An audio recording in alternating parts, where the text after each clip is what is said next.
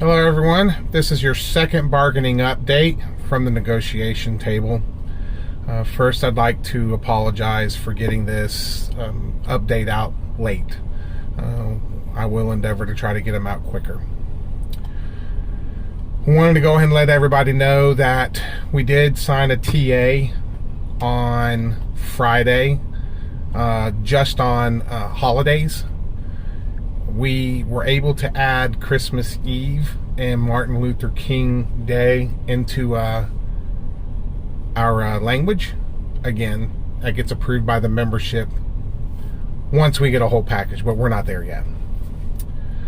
We also made it to where the worked holidays will now be offered voluntary based on the the overtime process in the contract. Some areas they've already been doing holiday work by volunteers. Other areas they've been just signing as normal work schedule to try to improve the work-life balance. That's now going to be done voluntary everywhere now, so everyone will be treated the same. Some other things that happened at the negotiation table is the company had passed over proposals that dealt with differentials, and they wanted to add language into the training differential that states that whenever a technician is assigned to ride along with another technician, that would now be considered formal training, and the technician that gave the formal training would have to write up an explanation of everything they did, and then they will be turning that into the manager to add to their records. So basically they want to be able to use a union member against another union member, and I explained to the company that we're not doing that. So we gave them a counter proposal. We put on wage increases for the differentials that are in there, and we also, we proposed $4. Again, all that can change. I'm sure the company's going to laugh at that because if anything goes up a penny, they laugh at it. So, figuratively. But we also put into the contract language that deals with, not the contract, but proposals, that deals with temporary supervisors and also the training differentials. We put language in there that says that craft employees were not hired to do management work. So if a manager is going to be out for an extended period of time, they need to cover their own management structure using their own managers, and that the craft employees will not be used to do any of that. Same concept applies for training. It is not craft employees' responsibility to provide training to anyone. The way I would teach you something versus the way somebody else would teach you something versus the way somebody else would teach you something can all be different ways. And especially in the day of L2S, we can't have that. So we told the company that they need to provide their own competent trainer that is not a part of the bargaining unit to provide all the training to employees. And I said any kind of ride-alongs or something, that has to be done by the managers. Again, this is to protect our members. We don't want our members to be used against other members.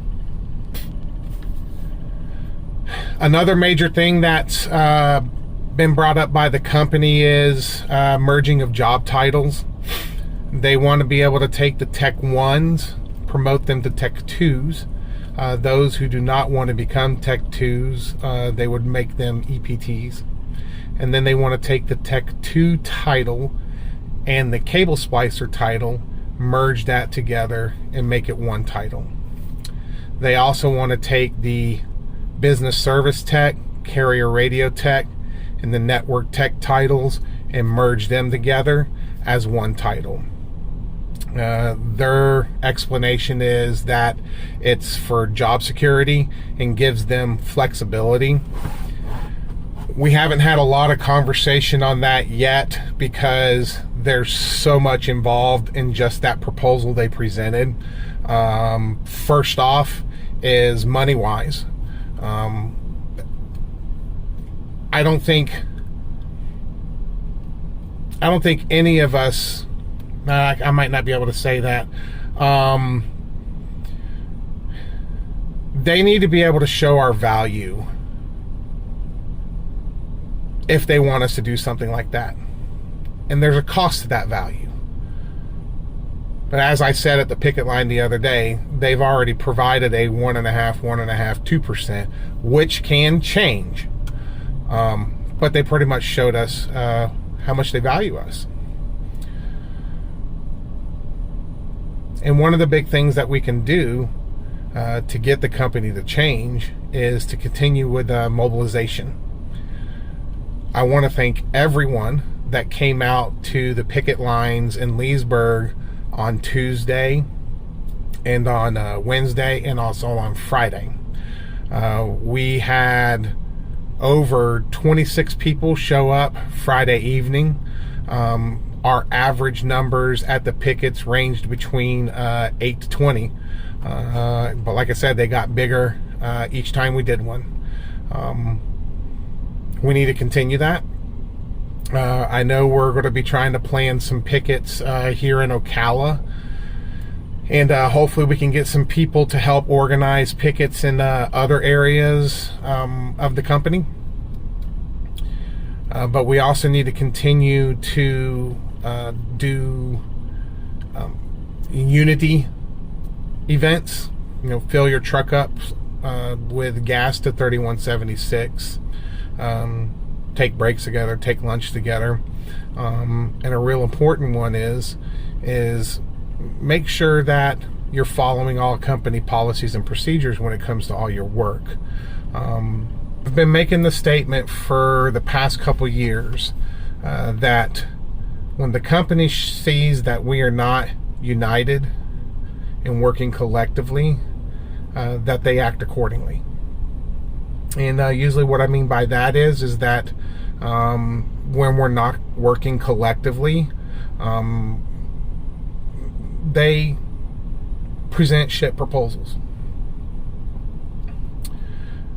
Again, the action of the membership, not just the people at the negotiation table, but the membership, the actual members themselves, is the most integral part of the negotiation process. Without the involvement of the membership, the company will act accordingly. And we want to make sure that doesn't happen. So please help with acts of unity. When we come out with the updates for the next picket or whatever type of mobilization, please sign up for them. We'll be getting that information out sometime soon. Please stay tuned for the next update. I will try to provide additional updates between now and going back to the table on March 20th. If y'all have any questions, please feel free to reach out to your local steward. You can contact me, 352-789-2900. You can reach out to the executive board. If you have any questions, feel free to ask any of us.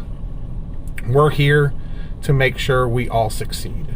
And if y'all have questions or you have suggestions, we need to know. Y'all have a great day.